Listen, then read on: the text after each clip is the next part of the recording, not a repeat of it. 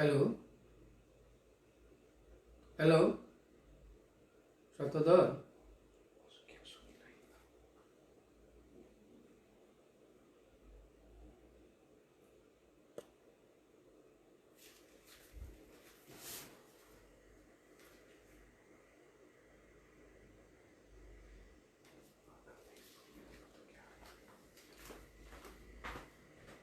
Sandal खोल दो।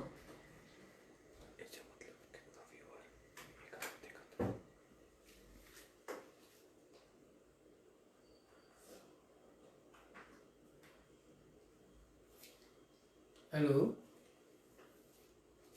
Message क्यों ना बोले कुछ।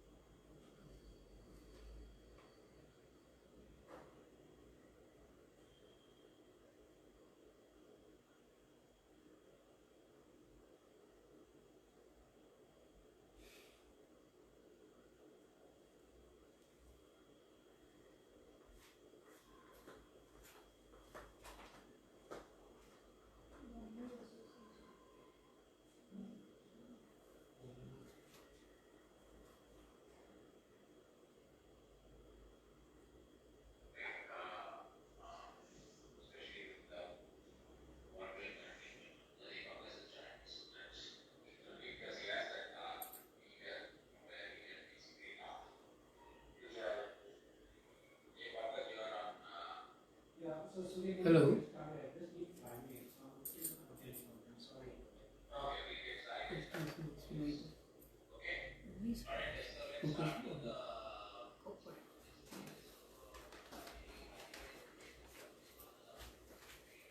हेलो,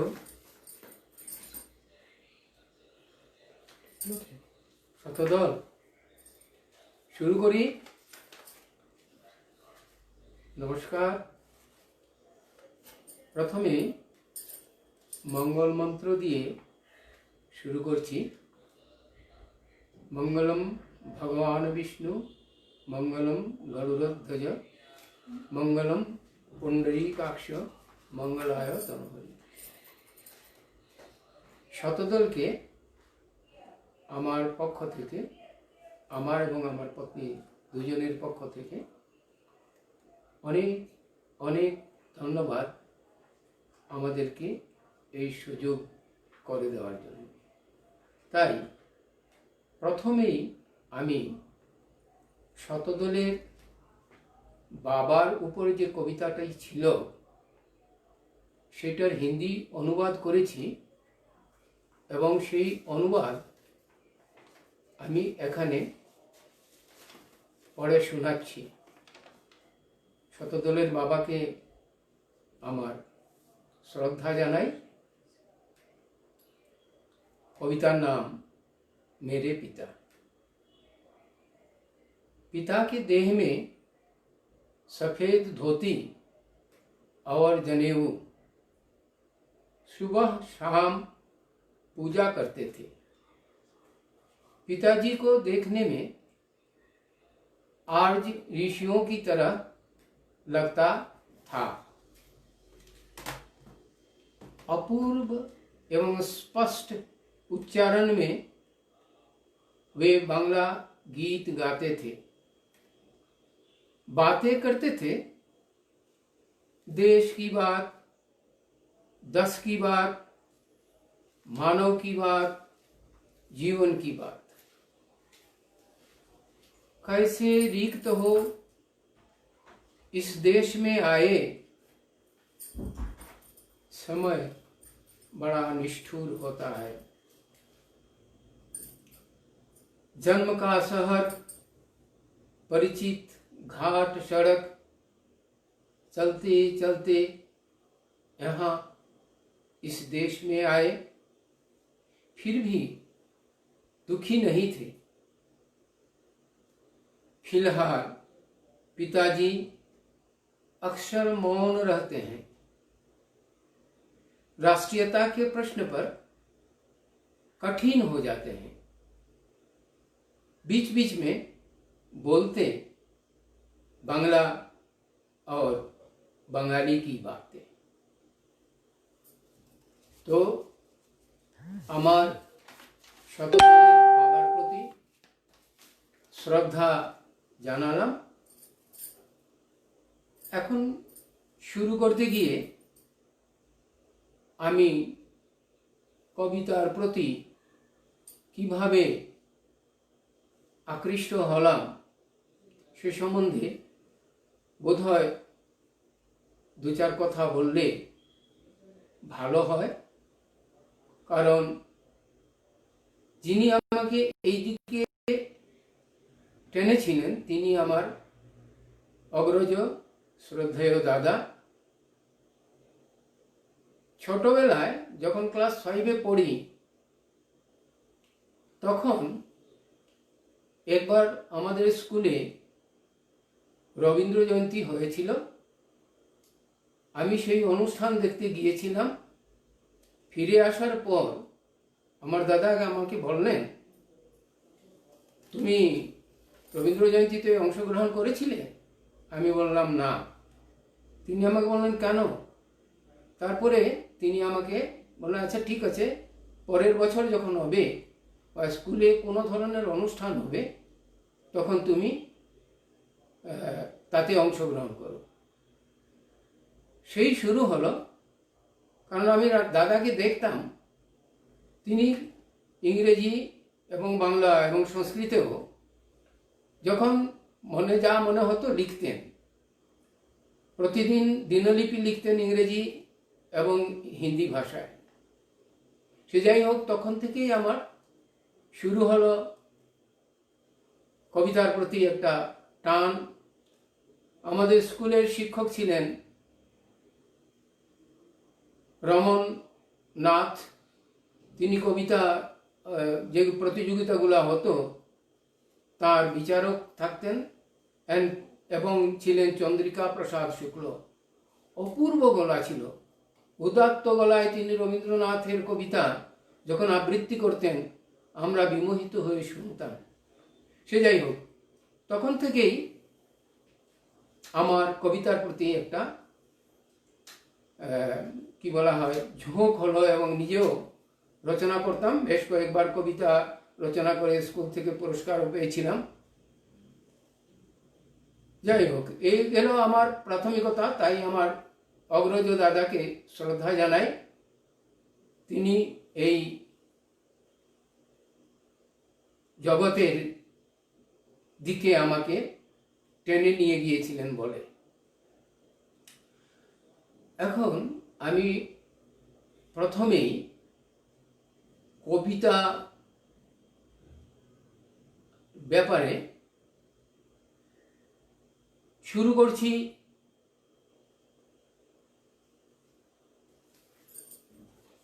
জীবনানন্দ দাশের অতি পরিচিত একটি কবিতা বনলতা সেন দিয়ে। আমি পড়ছি বনলতা সেন কবিতাটি জীবনানন্দ দাশের। হাজার বছর ধরে আমি পথ হাঁটিতেছি পৃথিবীর পথে, সিংহল সমুদ্র থেকে নিশীথের অন্ধকার মালয় সাগরে অনেক ঘুরেছি আমি, বিম্বিসার অশোকের ধূসর জগতে সেখানে ছিলাম আমি। আরো দূরে অন্ধকার বিদর্ভ নগরে আমি ক্লান্ত প্রাণে, চারিদিকে জীবনের সমুদ্র সফেন আমাদের দুদণ্ড শান্তি দিয়েছিল নাটোরের বনলতা সেন। চুল তার কবেকার বিদিশার নিশা, মুখ তার শ্রাবস্তির কারুকার্য, অতিদূর সমুদ্রের পর হাল ভেঙে যে নাবিক হারায়েছে দিশা, সবুজ ঘাসের দেশ যখন সে চোখে দেখে দারুচিনি দ্বীপের ভেতর, তেমনি দেখেছে তারে অন্ধকারে। বলেছে সে, এতদিন কোথায় ছিলেন? পাখির নীড়ের মতো চোখ তুলে নাটোরের বনলতা সেন। সমস্ত দিনের শেষে শিশিরের শব্দের মতন সন্ধ্যা আসে, ডানার রৌদ্রের গন্ধ মুছে ফেলে চিল। পৃথিবীর সব রং নিভে গেলে পাণ্ডুলিপি করে আয়োজন, তখন গল্পের তোরে জোনাকির রঙে ঝিলমিল। সব পাখি ঘরে আসে, সব নদী ফুরায় জীবনের সব লেনদেন, থাকে শুধু অন্ধকার মুখোমুখি বসিবার বনলতা সেন। আমি একটু দূরে আছি, সুতরাং আপনাদের যে মন্তব্যগুলা দেখতে পারছি না। তো এবার আমি আমার পত্নী শ্রীমতী অন্নপূর্ণা দেবীকে তার একটি কবিতা পড়ার জন্য বলছি। নমস্কার। আমি চেষ্টা করি কবিতা লেখার। কবিতা হয় কি না এটা জানি না। আমার মনের কিছু বক্তব্য এখানে তুলে রেখেছি, আপনারা শুনবেন। অস্থির জীবনের দ্বিতীয় ধাপ, সুরম্য চা বাগানের ঘর ছেড়ে আসতে হলো 36 বগদা পার হয়ে, নতুন শহরে অজানা ভাষার পরিবেশে অপরিচিত পরিবারে। বদলে গেল পরিচিতি দৃশ্য, আলাপ সালাপের ভাষা, নিত্যদিনের হাস্য বিনোদ। উপত্যকার জীবনযাপনে বিস্তর মিল এবং ফারাক জোড়ার চেষ্টায় তোমার সঙ্গে সাঁকু গড়া। কত ঝড় ঝঞ্ঝা উত্থান পতন, আমরা দুজন ধীরে হোক জুড়ে হোক হেঁটেছি, হেসেছি, কেঁদেছি, গানও গেয়েছি। 3 দশক পেরিয়ে গেল, তবু আজ বুকে বকুল ফুলের গন্ধ। রন্ধে রন্ধে চা বাগানের অপূর্ব সৌন্দর্য, সবুজ মখমল গাছ পাতা, আরো না ভোলার প্রচুর দৃশ্য। ধুলো উড়ে অস্পষ্ট হয়ে যাচ্ছে স্মৃতি বয়সের সঙ্গে সঙ্গে। চতুর্থ পর্বে স্থল বদল, ভিন্নতার পরিবেশ। তারপরে আমরা মন্তব্যগুলো দেখতে পারছি না, কারণ একে তো আমার চোখের একটু ট্রাবলস আছে, সুতরাং আমি আপনাদের মন্তব্যের ব্যাপারে কিছু বলতে পারছি না। অনুষ্ঠানটা চালিয়েই যাচ্ছি। এবার আমি বিষ্ণুদেব মহাশয়ের একটি কবিতা, দুটি কবিতা পড়ব। প্রথম কবিতাটি মানুষ।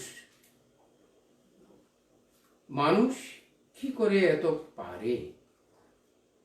সত্য সে হয়নি বটে, তবু সত্যের কাছে যেতে চেয়েছিল। তাই জেনে জেনে ভালো ভালো জামা পরে সব ঘিরে ধরেছিল তাকে মানুষেরই মতো কতটি লোক। চশমাও ছিল চোখে, এমনকি হাতে পোর্টফোলিও।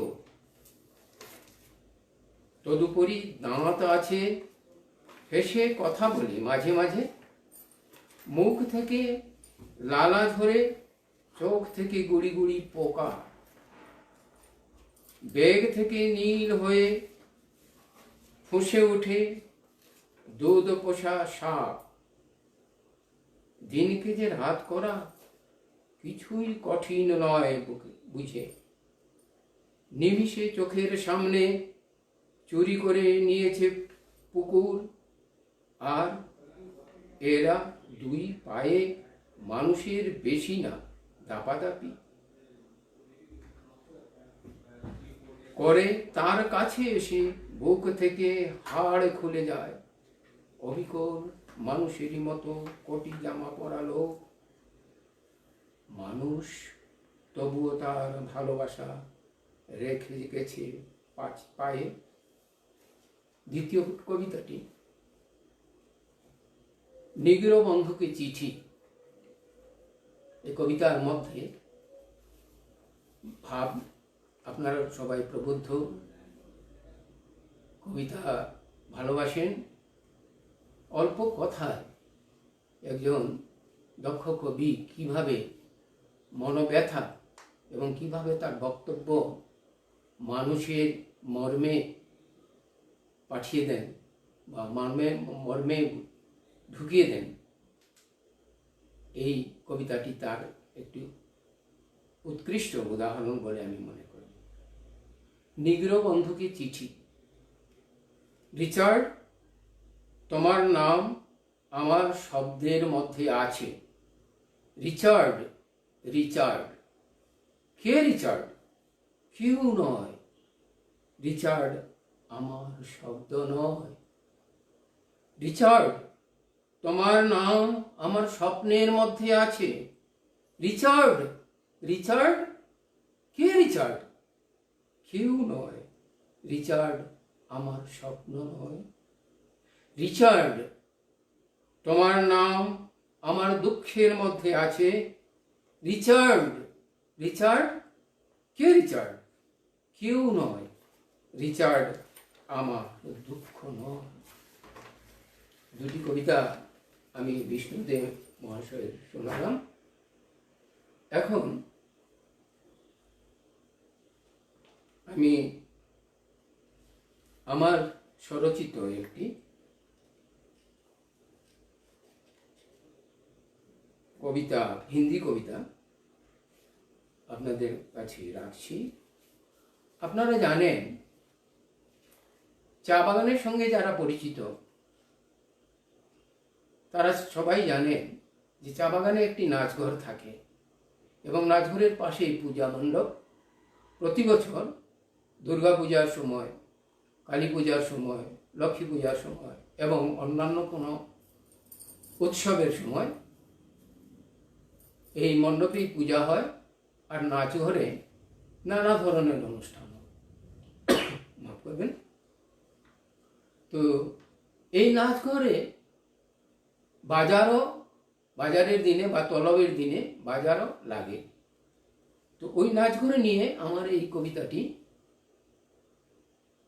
हर चाय बागान में एक नाच घर होता ही है। मूलतः दुर्गा पूजा के अवसर पर यहाँ यात्रा, थिएटर, सिनेमा तीनों दिन रात भर चलते हैं। हाट बार को जहाँ बैठता है हाट, नाच घर के आसपास होते हैं छोटे छोटे घर, सन बांस के हाट घर। बारिश से बचने के लिए तलब बार में लगता है बड़ा बाजार।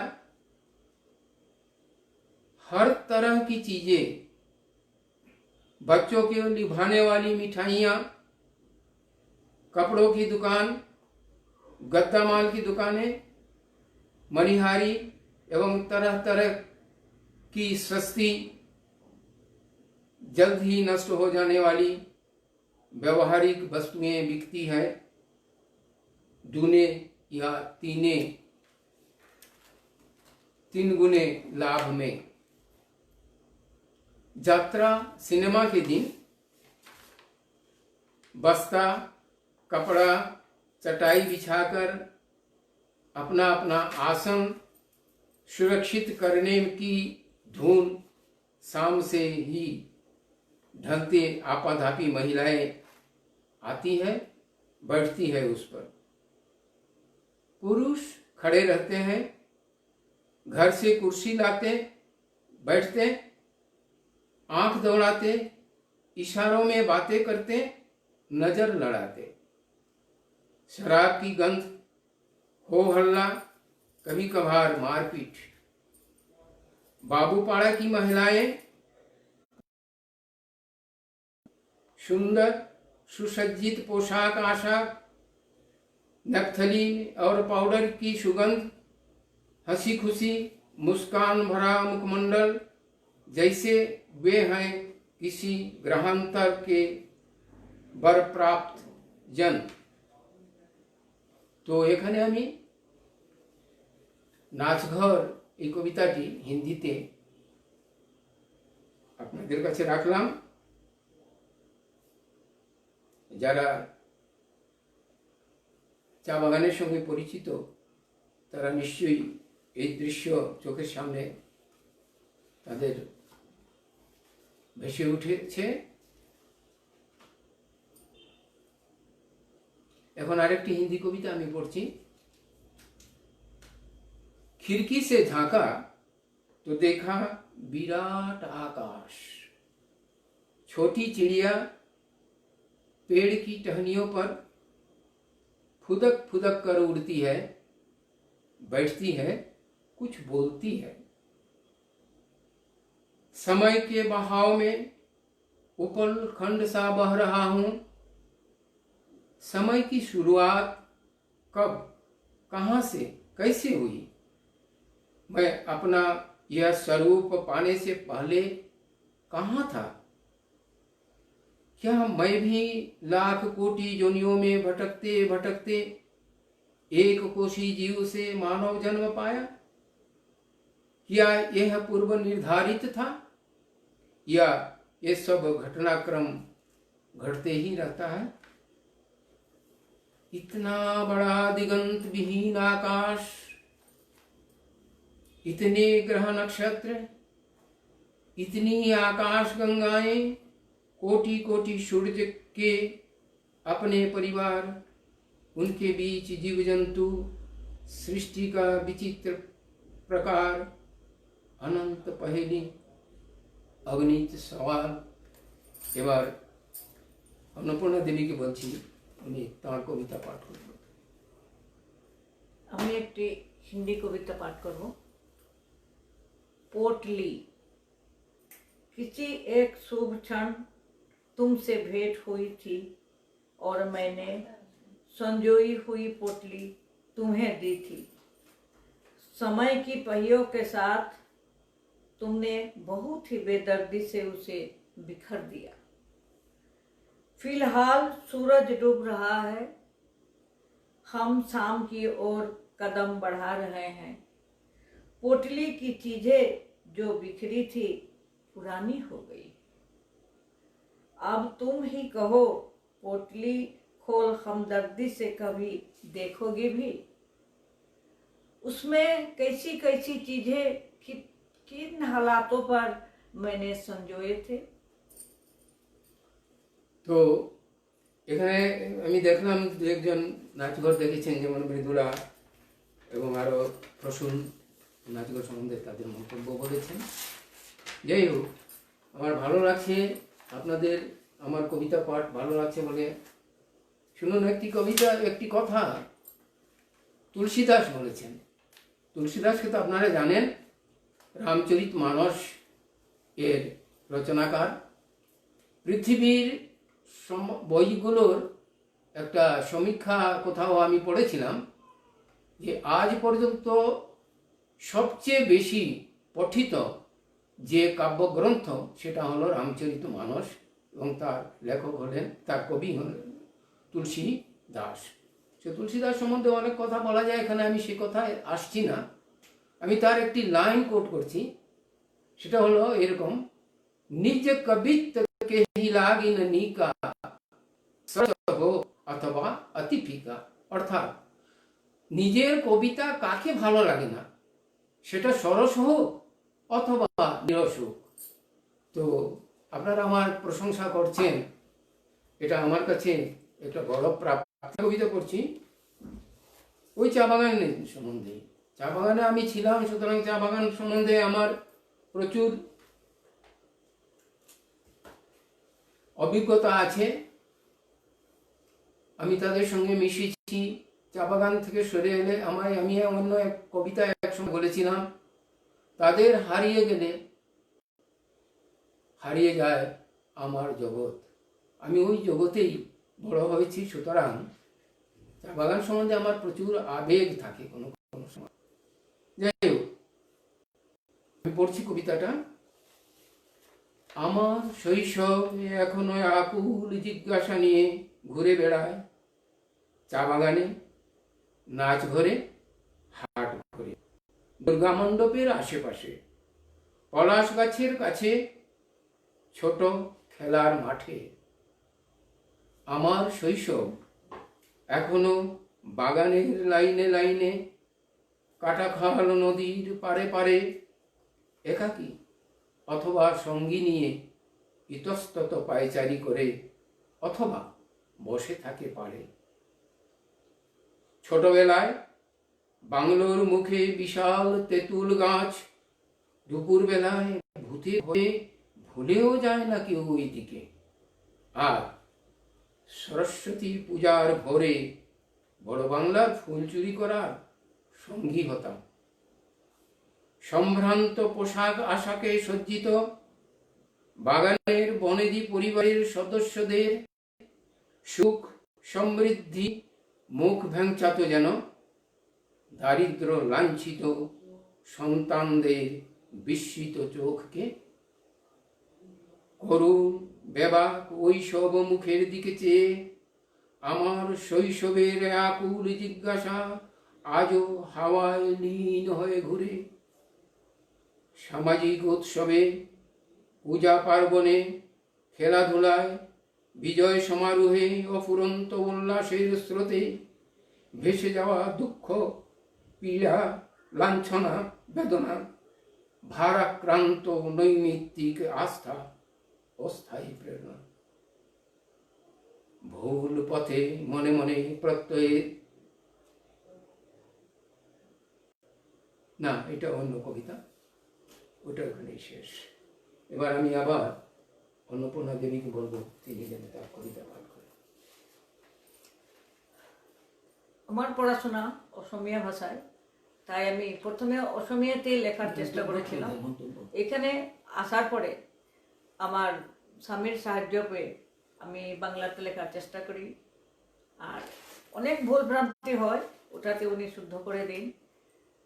আমি ওখানে একটা অসমীয়া কবিতা পড়ব। ঠিকনা।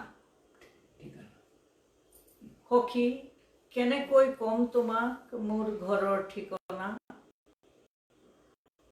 নিজেই আহি দেখিবা দুলিত পাতা, স্তব্ধ স্বাধীনতা, বৈ গৈছে এটি মজুরি কাকতে, তাল পাতেৰে সজা এটি চাৱনি, যাৰ ভিতৰে দি মুক্ত আকাশৰ উলংগ ছবি, সখী তাতেই নামিবা, নামিয়েই দেখিবা অৰ্ধ উলংগ পেটত গামোচা বন্ধা কিছু শিশু, চৰুত সিজি থকা কচুৰ বাষ্পৰ কাষে কাষে নাচিছে, সখী আৰু দেখিবা এটি চৰুত মৰা ছাগলীৰ ঠেং সিজি সিজি বাষ্প হৈছে, তাৰ গন্ধ লৈ শিশুবোৰ কলা পাত লৈ বহি বহি অপেক্ষা কৰিছে, সখী একো নাভাবি এখোজ দুখোজকৈ আহি থাকিবা, মৰহা ফুলৰ মালা লৈ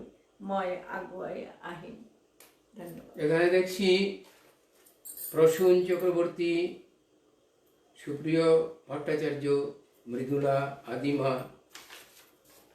এরা তাদের চা বাগানের স্মৃতির কথা বলছেন, ভালো লাগছে।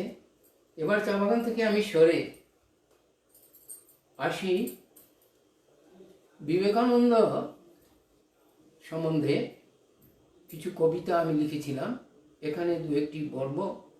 তার আগে বিবেকানন্দ যখন আমেরিকায় গিয়েছিলেন তখন আপনারা সবাই জানেন ব্যাপারটা। তখন তাকে সবচেয়ে বেশি যিনি মাতৃত্বের স্নেহ দিয়ে আগলে রেখেছিলেন তার নাম সারাবুল। এই সারাবুল এর স্নেহ ছায়ায়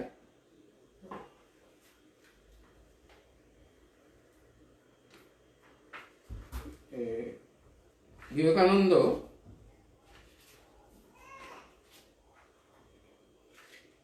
সারাবুলের স্নেহ ছায়ায় বিবেকানন্দ অনেক উপকৃত হয়েছিলেন। তাই সারাবুলের প্রতি কৃতজ্ঞতা জানিয়ে আমি এই কবিতাটা লিখেছি। সারাবুল ঈশ্বর ও তার কৃপা এবং শক্তি যখন যেমন প্রয়োজন, যে স্থানে যেভাবের পরিস্থিতি, সেই অনুযায়ী জীবের মাধ্যমে আবির্ভূত হয়।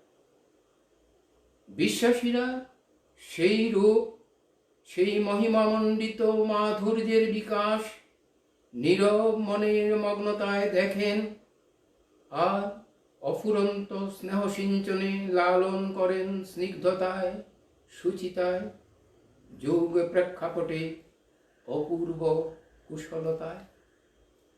তোমার প্রতি কৃতজ্ঞ আমরা, আজীবন নম্র নমন, অপরিচিত অসহায় যুগশ্রেষ্ঠ যুবকে পেয়েছিল তোমার আশ্রয়।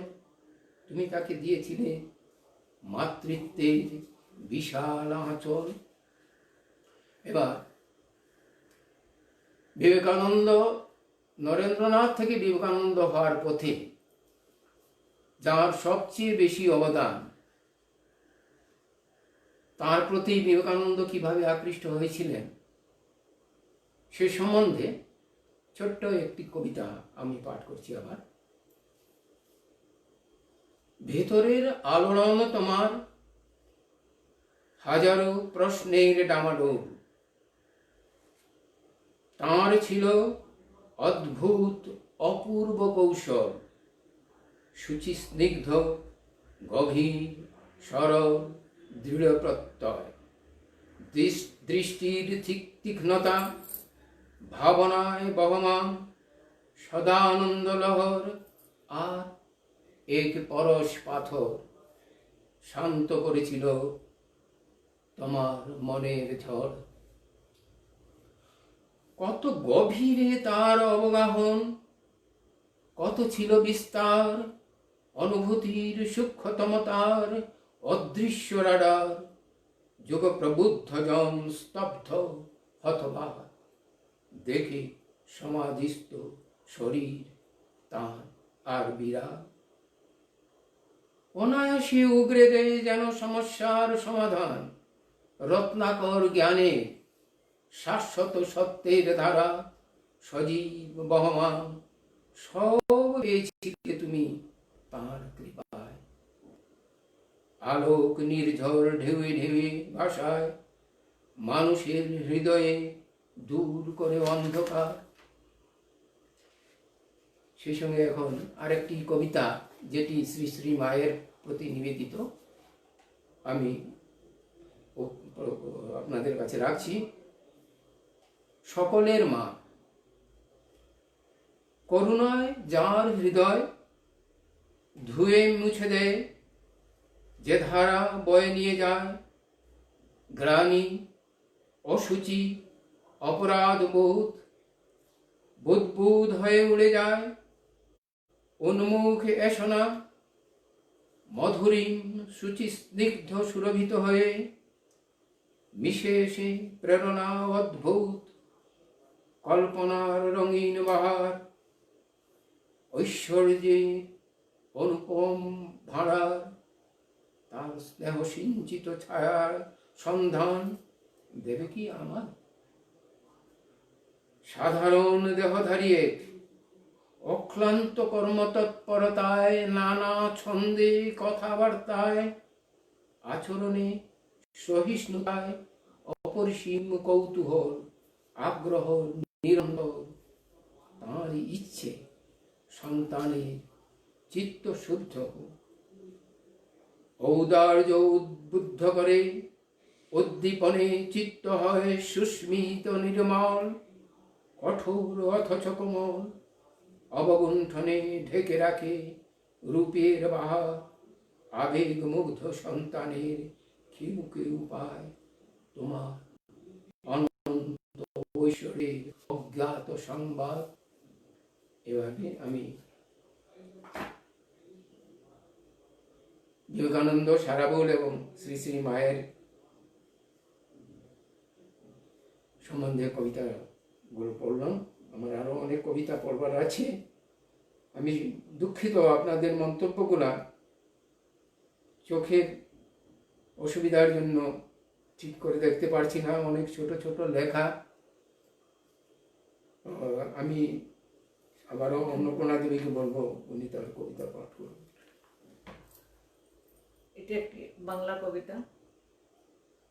সার্ফ এক্সেলে ধুয়ে আমি যদি পরিষ্কার করতে পারতাম আমার দুঃখ, কষ্ট, পশ্চাত্তাপ, স্বচ্ছ শুদ্ধ হয়ে তোমার প্রার্থনায় রচনা করতাম স্তব স্তোত্র, তখন বুঝি শুনতে তুমি আমার অনুনয় বিনয় মনোবাঞ্ছা পূর্ণ করতে। তুমি তো নিরাকার, অদৃশ্য, প্রার্থনা শোনো। আমি কি এভাবে ত্রিশঙ্ক হয়ে কাটাবো জীবন? এবার আমি বেঙ্গালুরে যখন এসেছিলাম, আজ থেকে অনেক আগে, এবং আমি আমার ছেলের কাছে থাকি, আমরা এই রাস্তা দিয়ে যখন মূল সড়কে যাই, প্রথম শুরু যখন হচ্ছিল কাজ, তখন একটি বট গাছ দেখেছিলাম। সেখানে ছোট ছোট কিছু গুল্ম ছিল, গাছ, মানুষের ঘরটর ছিল না, নির্জন জায়গা, বেশ ভয় ভয় করত। আমি যখন প্রথম আসতাম তখন ওই জায়গাতে এই বট গাছ দেখে আমার নানা ধরনের অনুভূতি হতো। সেই অনুভূতিগুলো আমি এই কবিতাতে লিখেছি। তারপরে হলো কি, একদিন দেখলাম সেই বট গাছটি কাটা হয়ে গেল এবং সে স্থানে ঘর তৈরি হলো, নানা ধরনের দোকান টোকান হলো। এটা কবিতা আমি বলেছি, সেটা এখানে পাঠ করছি। সেই দুঃখটা আমার আজও ভুলে যেতে পারিনি, ভুলে যাইনি, সেটাই পড়ছি। অশ্বথ বটকথা।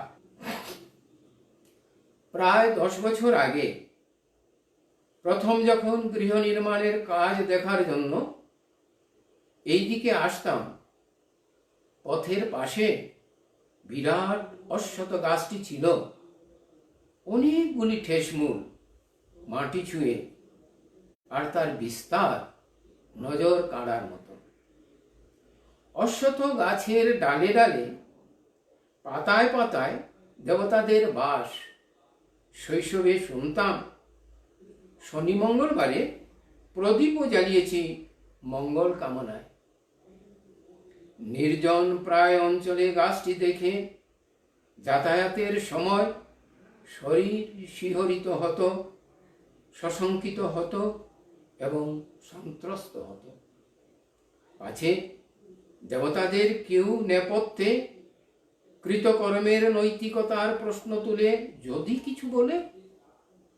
প্রচুর ভুল ভ্রান্তির জন্য এই ভয় আমাকে আজও তাড়া করে। তাই দূর হতেই হাত জোড় করে প্রণাম জানাতাম। বিরাট গাছটির আশেপাশে অনেকগুলো ঝোপঝাড়, আর তার আড়ালে গাঁয়ের লোকদের প্রাত্যহিক কর্মের চিহ্ন চোখে পড়ত। অধিবাসীদের অধিকাংশ ও হিন্দু, তাই আমাদের মতো এই গাছে দেবতাদের অবস্থান সম্বন্ধে তারা উদাসীন। মনে মনে ব্যথিত হতাম, পৃথিবীর সর্বত্র তো আর এক ধরনের বিশ্বাস এবং সংস্কার গড়ে ওঠে না। কালে এখানে একটি শিব মন্দির গড়ে উঠবে, জনবসতি বাড়ার সঙ্গে সঙ্গে জগমগ করবে মন্দির পরিসর। এইরকম ভাবনা আমার মনে প্রায়ই জাগত। শুনেছিলাম এই অঞ্চল নগর নিগমের আওতার বাইরে, অচিরেই আসার কথা। আর বিশাল গাছটির এক পাশে বিস্তীর্ণ অঞ্চলে প্রস্তাবিত পার্ক গড়া হবে। মাফ করবেন। অর্থ এবং রাজনীতির চাল এক এক সময় বড় বক্র এবং কুটিল হয়। বিত্তবানের ষড়যন্ত্রে অসাধ্য সাধন করে তারা পাল্টে দেয় অনেক কিছু। স্বার্থ, মোহ এবং লোভে পরহিতের প্রস্তাব তুচ্ছ এবং উপেক্ষণীয় কুশল চালবাজির কাছে। এই 10 বছরে এখানে প্রচুর জনবসতি গড়ে উঠেছে। ব্যক্তিগত আবাসন, সামূহিক বাসস্থান, দোকানপাট, শহরের উপকণ্ঠে যা কিছু প্রয়োজন সব সহজলভ্য হয়েছে। যে কাঁচা এবং গেও ছোট রাস্তা দিয়ে 10 বছর আগে যাতায়াত করতাম, এখন তা অনেক বড় পিচ ঢালাই মেইন রোড। দুপাশে নালার উপর ফুটপাত, নিরন্তর যানবাহনের ভিড়। গ্রাম পঞ্চায়েত থেকে আদালত এবং বৃহত্তর নগর উন্নয়ন পরিষদ হয়ে এই বিস্তীর্ণ ভূভাগে এখন পার্ক আর হবে না।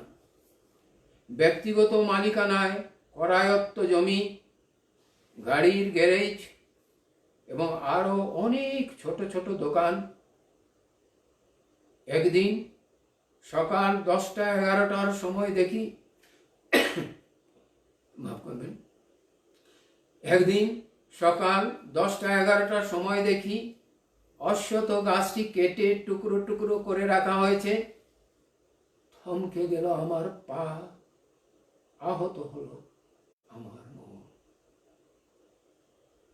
ধ্বস্ত হলো আজন্ম লালিত সংস্কার। ক্রেন এসে সমূলে তুলে নিয়ে গেল ট্রাকে ভরে টুকরোগুলো। আমার আস্থা আর স্বপ্ন ধুলায় মিশে গেল। তবু এই পথে চলাচলের সময় নিভৃতে করবদ্ধ আমার হাত উঠে যা। ভাবি, গাছেরও তো প্রাণ আছে, আত্মাও। প্রাণহীন হলেও তার আত্মা আশেপাশে হবেই। পাখিরা আর দেবতারা নিরাপদ আশ্রয়ের সন্ধানে হয়তো অন্যত্র চলে গেছে। এবার আমি অন্য আরেকটি কবিতা, অনেক পুরানো কবিতা, এটা পড়ছি। ফাগুন। কি করে ফাগুন যায়, যায় মধু বসন্তের দিন। পলাশ শিমুল স্মৃতির অতলে হয় অন্তরীণ। একদা ছিল যে কাছে, আজ দূর দূরান্তে বিলীন।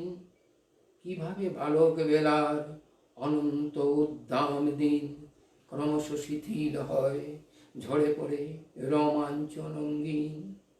স্তব্ধ হয়ে যায় বুঝি চির কাঙ্ক্ষিত মধুবীন। শৈশবের সুলুক সন্ধানরত দুরন্ত মুকুল ঝরে নিশ্চিহ্ন হয় সম্ভাবনার কলি আর ফুল। হাড় হাবাতেদের হাড়ি ও কড়াইয়ে ধরেছে জং। এখানের দৃশ্য নুনে আনতে পান্তা ফুরায়। দারিদ্র্যের উপহাস বড় নিষ্ঠুর নিষ্করুণ। অথচ নিয়ম আবর্তনে ফিরে ফিরে আসে নতুন মুকুলের নব উৎসাহে, নতুন সুখে।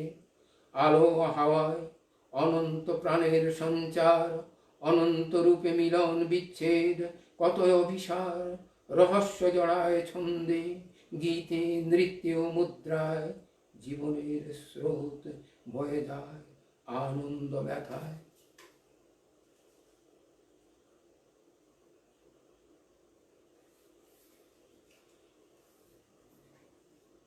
কবিতা পড়তে, মানে এখানে একটি কথা, ওই যে যেহেতু এটা কবিতারই একটা মানে অনুষ্ঠান, তবু একটি গল্প মনে পড়লো, ছোট্ট গল্প, খুব সংক্ষেপেই বলছি, একদম সংক্ষেপে।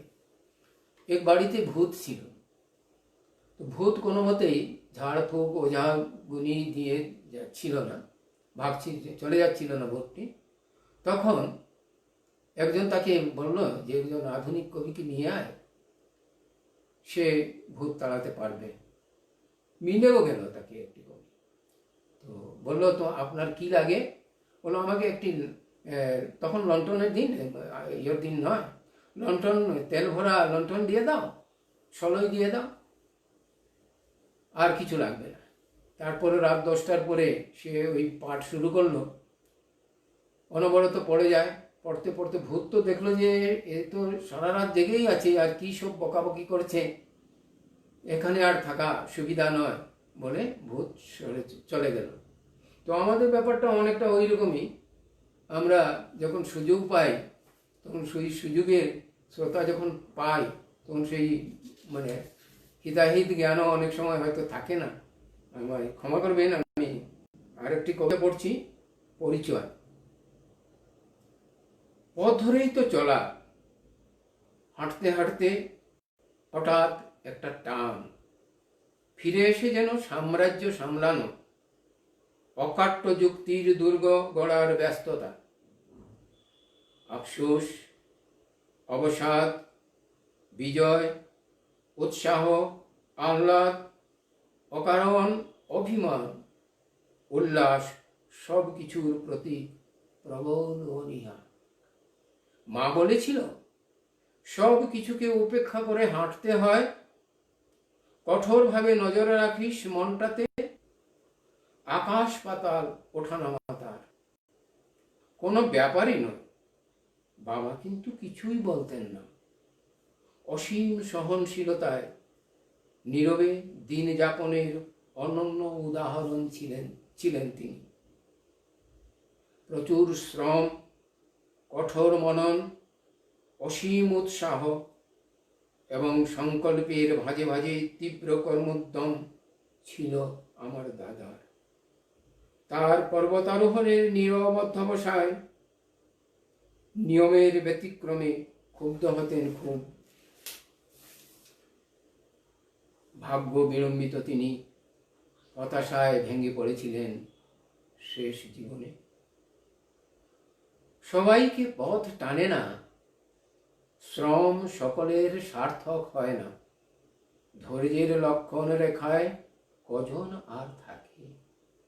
আশা ও স্বপ্নের ফুলগুলো মুষড়ে পড়তে দেখে, ঝরে পড়তে দেখে, পিষ্ট হতে দেখে আমার বাবার মতো কজন আর বয়ে নিয়ে চলতে পারে নিজের নিষ্প্রাণ শরীর। এখানে বলে রাখি, আমার দাদার কথা যে বললাম, আমার দাদা কাছাড় কলেজ থেকে ম্যাট্রিক পড়ার পর আগরতলায় মহারাজ বীর বিক্রমে আইএসসি পড়তে যান। ছোটবেলায় তার টাইফয়েড হয়েছিল।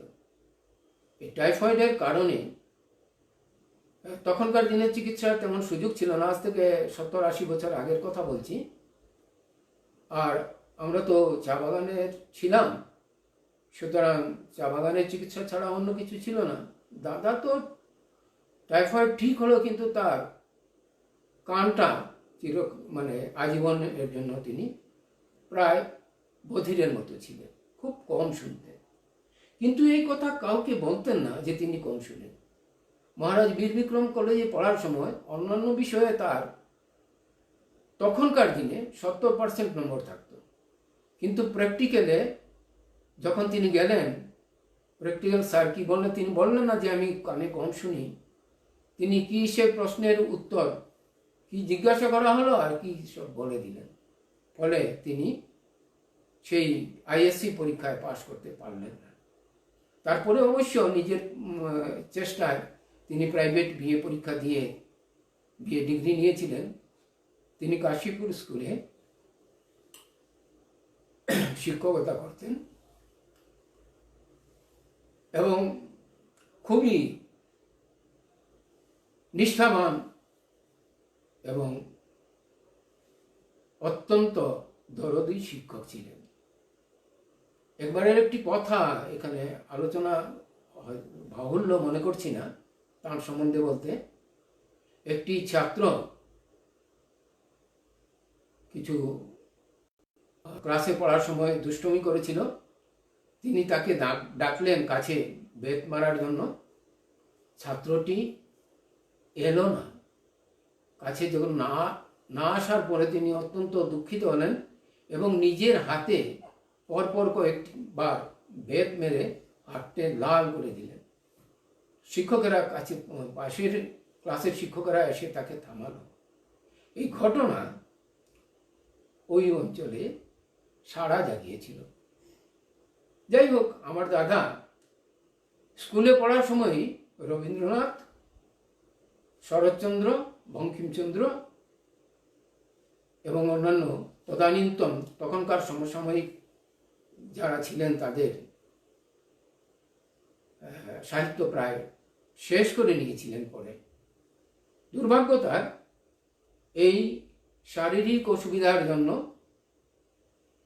তিনি যে পর্যায়ে বা যেখানে পৌঁছার কথা সেখানে পৌঁছতে পারেন নাই।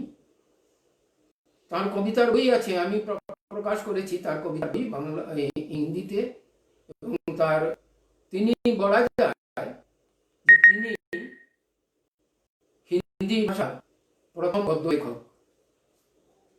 এই বরাক উপত্যকায় তো হিন্দির তেমন কোনো ছিল না। 1960 সালে করিমগঞ্জে তিনি এক প্রশিক্ষণ শিবিরে গিয়েছিলেন। তখন তিনি দিনলিপি লিখতেন এবং সেই দিনলিপি যিনি প্রশিক্ষণের নির্দেশক ছিলেন তিনি আগ্রার একজন বিখ্যাত অধ্যাপক ছিলেন। এই অধ্যাপক তার এই দিনলিপি এবং কবিতা, দিনলিপির পাতায় কবিতা পড়ে অত্যন্ত সুখী হয়েছিলেন এবং তাকে দুটি লাইন লিখে দিয়েছিলেন যে তার কবিতা এবং গল্প উচ্চমানের, শীঘ্রই আমরা তাকে হিন্দি সাহিত্য জগতে এক সফল কবি এবং গল্পকার হিসাবে পাব। আমি দুর্ভাগ্য এই কারণে বলছি যে এই ধরনের অভিজ্ঞানপত্র পাওয়ার পরও আমার দাদা এগোতে পারলেন না। এটা একটা বড় দুঃখ। সারা জীবন তিনি এই দুঃখ নিয়েই ছিলেন। যাই হোক, এখন আমরা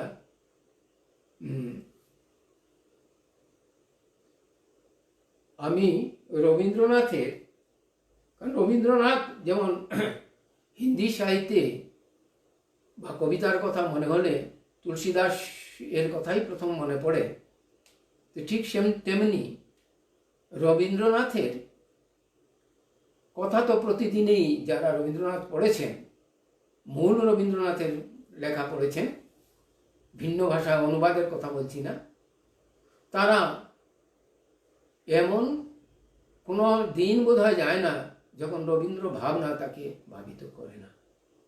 তো আমি রবীন্দ্রনাথের বর্তমান সময়ে এও অত্যন্ত কি বলা যায়, ঠিক ইয়েতে প্রয়োজন এই ধরনের কবিতার। ওই কবিতা হয়তো কোনো এক জায়গাতে আমার ভুল হতে পারে, কারণ অনেক দিন আগের পড়েছিলাম, মুখস্থ করেছিলাম, স্কুলের কবিতা প্রতিযোগিতায় পুরস্কারও পেয়েছিলাম। সেই প্রশ্ন কবিতাটি আমি এখন স্মৃতি থেকে উদ্ধার করছি, ভুল হতে পারে, ক্ষমা করবে।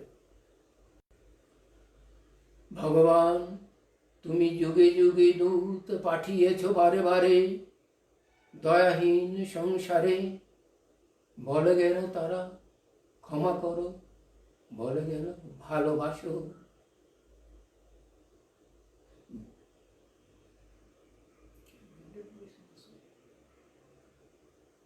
ঠিক মনে পড়ছে না। অন্তর হতে বিদ্বেষ বিষ্ণাস, বরণীয় তারা স্মরণীয় তারা, তবুও বাহির দ্বারে আজি দুর্দিনে ফিরানো তাদের ব্যর্থ নমস্কারে। আমি যে দেখেছি গোপন হিংসা কপট রাত্রি ছায়ে হেনেছে নিঃসহায়। আমি যে দেখেছি শক্তের অপরাধে বিচারের বাণী নীরবে নিভৃতে কাঁদে। আমি যে দেখিনু তরুণ বালক উন্মাদ হয়ে ছুটে কি যন্ত্রণা মরেছে পাথরে নিষ্ফল মাথা কুটে। কণ্ঠ আমার রুদ্ধ আজকে বাঁশি সঙ্গীত হারা অমাবস্যার কাহা। লুপ্ত করেছে তোমার ভুবন দুঃস্বপনের তলে, তাই তো তোমায় শুধাই অশ্রু জলে।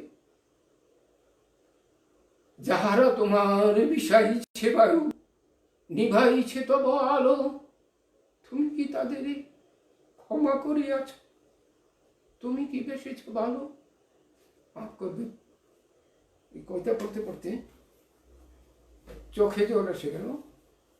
আজ আমাদের চারদিকে যে বিষাক্ত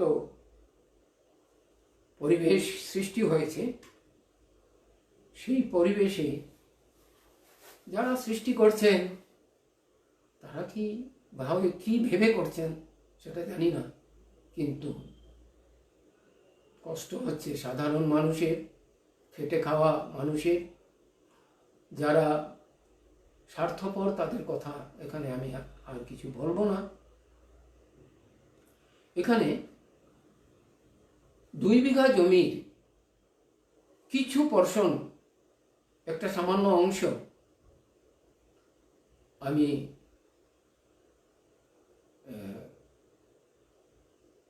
উদ্ধৃত করছি, এবং তারপরে আসাম সম্বন্ধে আমার কবিতা আমি পড়ব।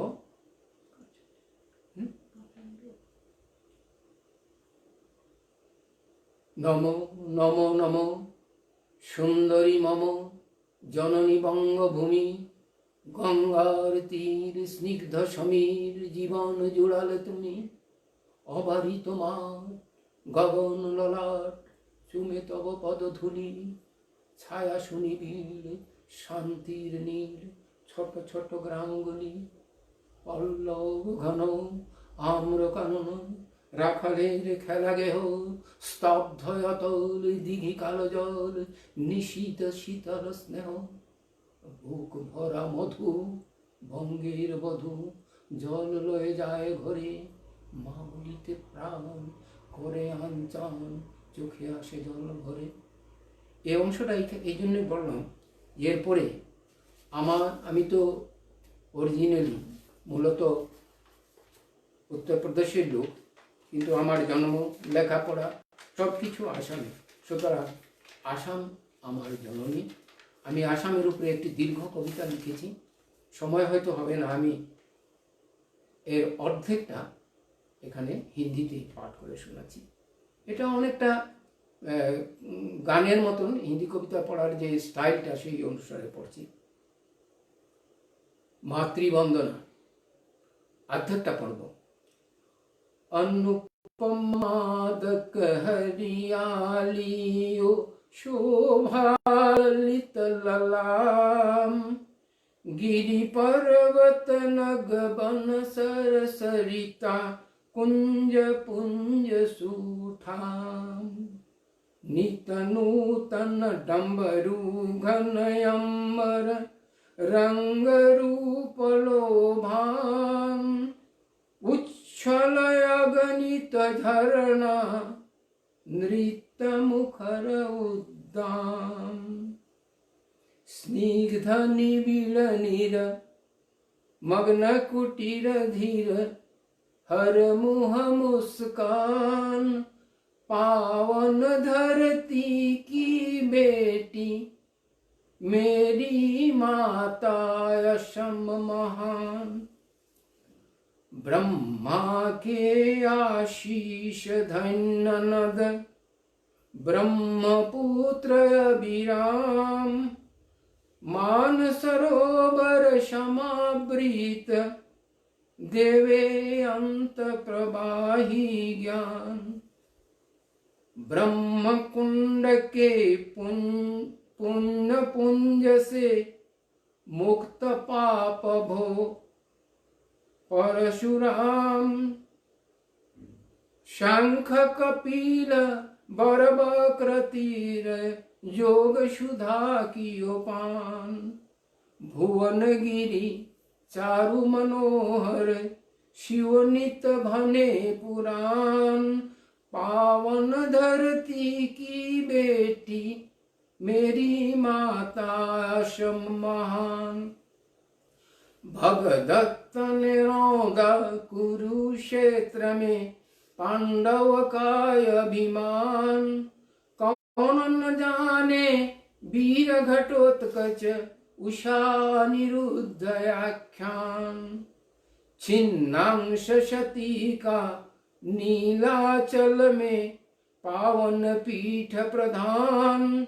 युग युग प्रेरित करता आया देवी कामाख्या धाम। तंत्र मंत्र सिद्धि का अभिनव गाथा मार्ग विधान। पावन धरती की बेटी मेरी माता यशम महान। सुख शांति श्रृंखला समृद्धि की देख चकित हुए इंसान। पर काल चक्र स्थिर कहाँ है दुख सुख पतन उत्थान। चूली कफा का निष्ठुर गाथा सुन पिघले पाषाण। भोग स्वार्थ का प्रबल खल जब जब होता है बलवान। जय मती सी रानियां तब तब करती है बलिदान। पावन धरती की बेटी मेरी माता यशम महान। तंत्र मंत्र पुरश्चरण मात्र जब हुआ धर्म विधान। ऐथी निचोड़ सुधारस घोल सहज भक्ति अभिराम। एक सूत्र में बांटा गूंठों को जो अब तक थे रत संग्राम। भक्ति गंगा हिलोर ले आया त्राता शंकर देव सुजान। बिखरे भटके जाति को ज्ञान। पावन की बेटी मेरी माँ কবিতাটি দীর্ঘ, সুতরাং এখন তো সবার হবে না।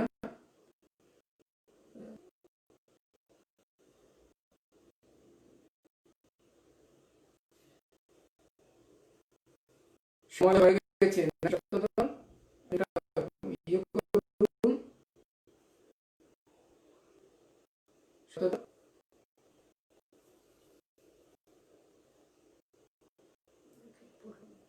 হয়ে গেছে নাকি আর পড়বো?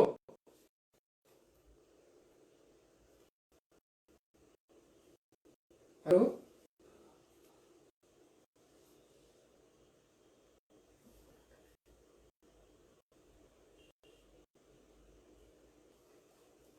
এখন কোনো মন্তব্য আসে না, মানে ধরে নিই তাহলে শেষ হয়ে গেছে।